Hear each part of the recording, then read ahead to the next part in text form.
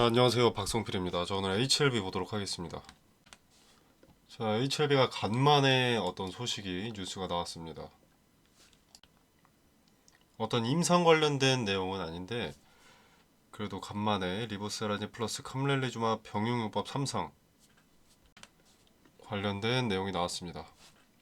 자, 임상시험 결과 절제 불가능한 간세 포함 환자군에서도 생존기간이 연장된 것을 확인했다라는 소식을 알리면서 주가가 일부 상승을 어제 조금 보여줬었죠.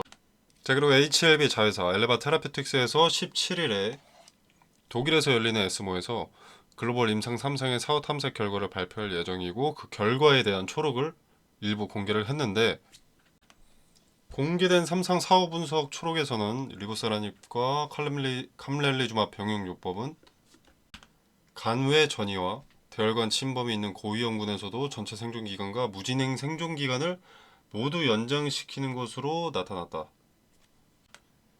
즉 약의 효과, 성능에 대한 부분은 의심할 여지가 없다는 것을 또 한번 상기시켜 줌으로써 기대감을 한층 다졌고요. 네, 그래서 어제 간만에 이런 장대 영봉을 볼 수가 있었습니다. 물론 오늘 일부 반납한 모습이지만 HLB는 현재 대부분의 투자자가 손실이기 때문에 올라갈 때마다 이런 매물 소화의 과정이 필요할 수밖에 없습니다. 이런 과정들이 있어야 다음에 또 어떤 재료가 나왔을 때 그때 이제 쉽게 올라가는 거죠.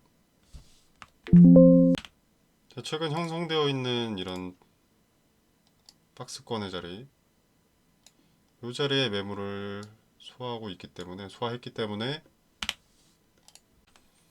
오늘 주가가 내렸다고 해서 단순히 부정적인 상황이다 라고만 볼 수는 없습니다.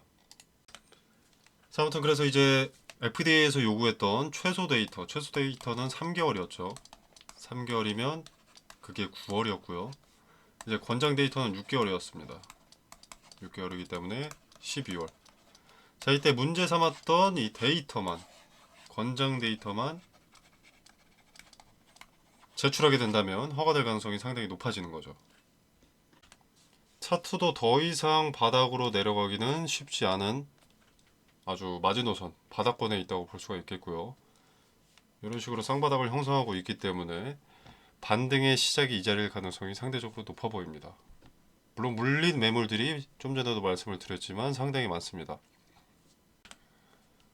최근 들어서 요새 좀 급등 종목들, 두산에너빌리티나 HJ중공업 이런 거 보면 급등세가 상당히 심한데, 자, 그런 종목들은 모든 투자자가 수익권입니다. 근데 반면 HLB는 대다수의 투자자들이 손실권이죠.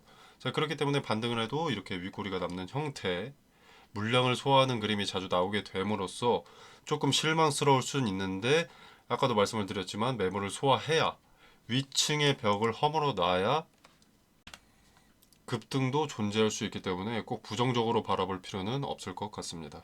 자, 그리고 제약바이오 특성상 FDA 기대감, 어떤 재료 일정에 대한 기대감이 반영되는 그 시점들이 있는데 그 시점이 왔을 때는 저항 압력이 상당히 심한 자리는 예를 들어서 여기가 상당히 심하다라고 하면 그냥 갭으로 뛰어넘어 버립니다.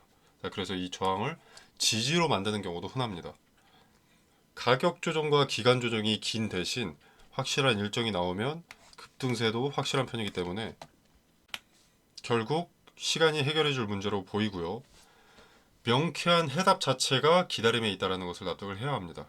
아무리 지금 주가가 재미없고 손실률이 늘어나고 있다고 한들 손실 타점, 그러니까 손절 타점 지금은 아닙니다. 본래 매도 타점은 재료 기대감이 반영될 때 고려를 하는 겁니다. 이 기회들을 놓쳤을 때 손절 라인을 잡는 거고요. 자, 그래서 힘드시겠지만 잠시간은 좀 기다리셔야 되는 부분이 있는데 마냥 손 놓고 기다리기보다는 추세나 주도주체의 의도 같은 걸 파악을 해두면 좋겠죠. 특히 마지노선이 어디인지를 찾으면 좋은데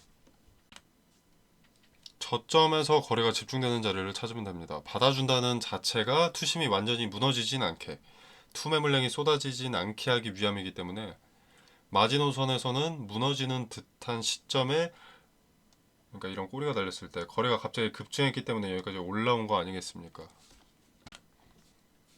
이 자리는 지켜준다라는 것을 개인들이 수차례 목격을 해야 이탈하지 않고 오히려 매수하거든요. 이 자리에서는.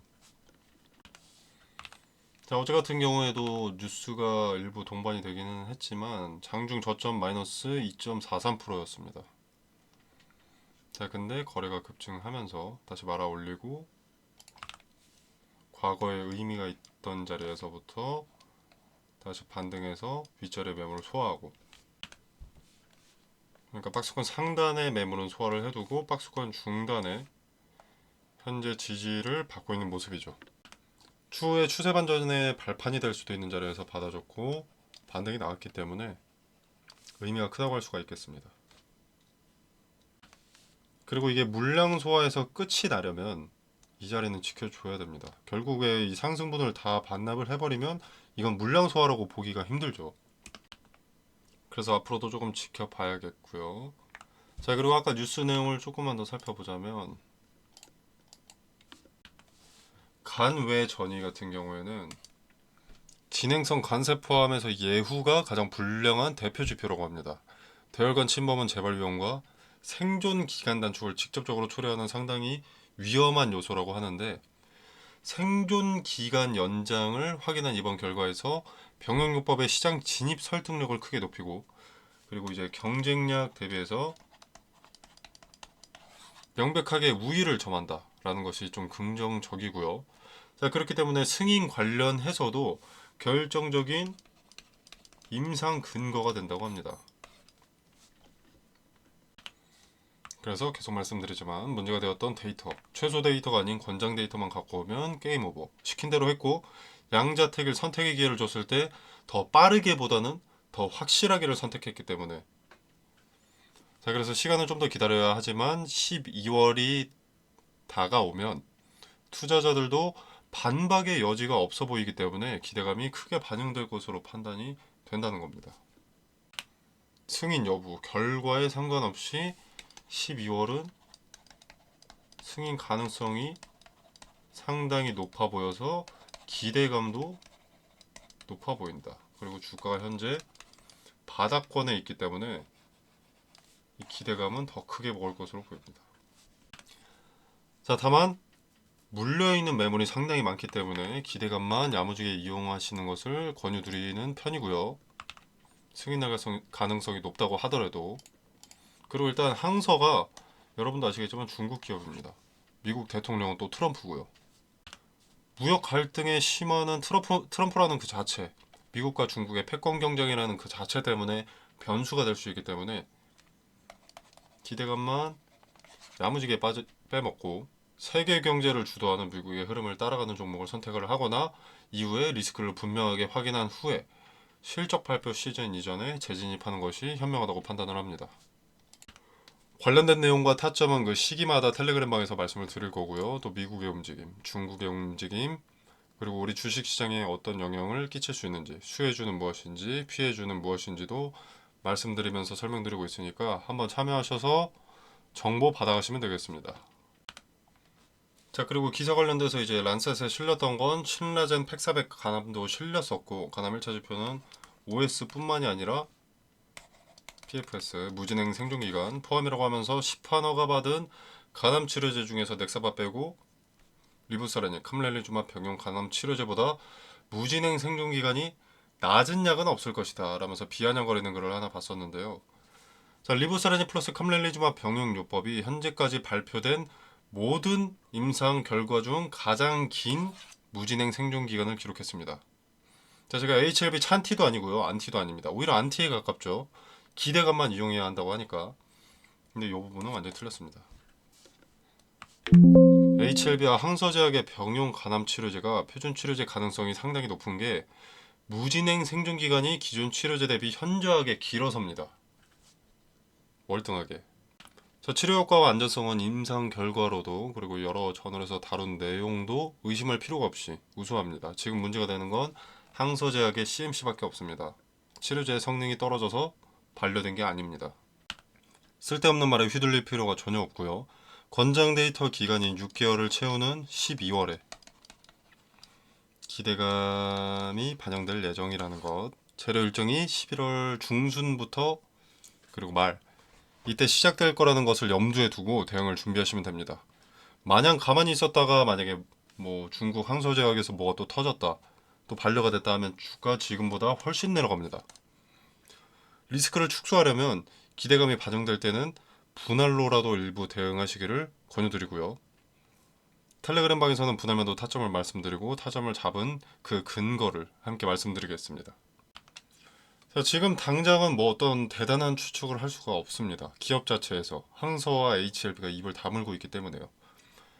자, 나와 있는 일정이 가장 큰 힌트일 수밖에 없는데 대중들에게 잘 알려져 있다고 별거 아닌 포인트로 취급받는 경향이 좀 짙어 보입니다. 자, 근데 권장 데이터 6개월은 큰 힌트입니다. 그리고 알려진 재료 일정이기 때문에 주가를 주도하는 주체도 세력도 이 일정에 맞춰서 드리블을 시작할 겁니다. 12월이 되어서야 기대감이 반영되는 게 아니라 11월, 10월부터 준비하는 과정이 있을 거고요. HLB는 저항 매물이 상당히 많기 때문에 기대감을 일정에 맞게 반영을 시키려면 그 전에 매물 소화 과정이 동반이 되어야 합니다. 이 흔적들을 텔레그램 방에서 말씀드리고 근거 설명드리도록 하겠습니다. 자, 텔레그램 방 참여는 영상 설명란에 보시면 더보기 버튼이 있고요. 그 버튼을 누르시면 이렇게 기재가 되어 있습니다. 자, 이 공간 안에서 제공되는 정보 일체 금전을 요구하지 않고요. 투자에 어떤 식으로 접근을 해야 되는지, 그리고 리스크 축소, 리스크 최소화에 중점을 둔 투자는 어떻게 하는 건지 설명드립니다. 자, 그리고 이제 종목 찾으시는 분들 추천 종목도 언급을 드리기 때문에 한번 참고해 보시면 좋을 것 같고요. 추천주의 수익률은 따로 말씀드리지 않겠습니다. 들어오셔서 직접 확인해 보시면 되겠습니다. 자, 여러분의 성공 투자를 기원하면서 오늘 영상은 여기서 마무리하도록 하겠습니다. 감사합니다.